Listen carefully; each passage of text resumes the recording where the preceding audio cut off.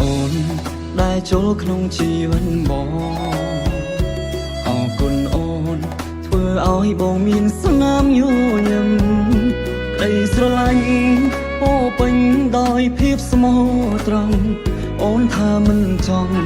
បានអ្វីពីបងទៀតឡើយអរគុណអូនតែងតែផ្ដល់តម្លៃព្រោះរូបស្រីតែបងមានថ្ងៃ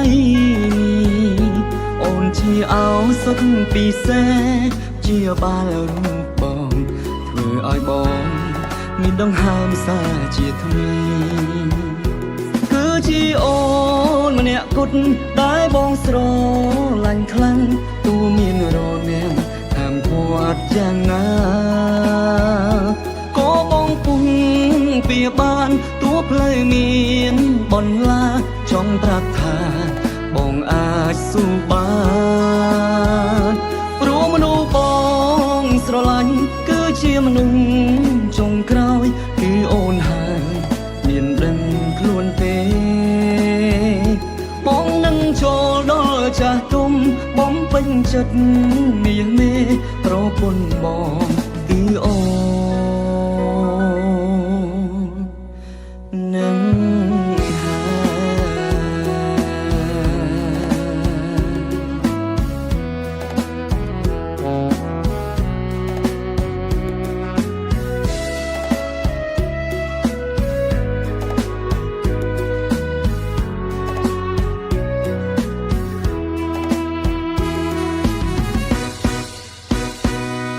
គុណអូន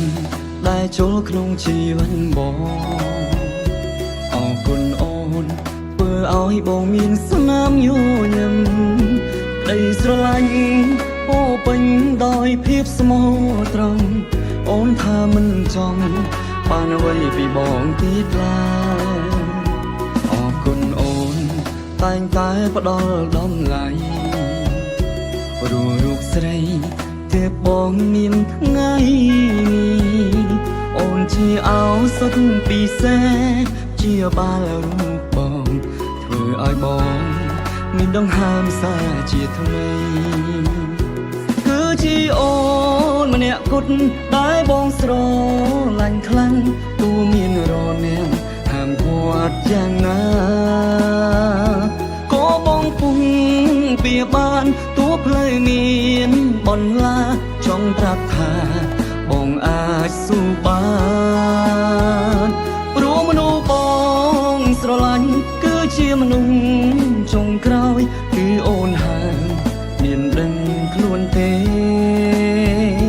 បងនឹងចូលដល់ចាស់ទុំបំពេញចិត្តមាសមេប្រពន្ធ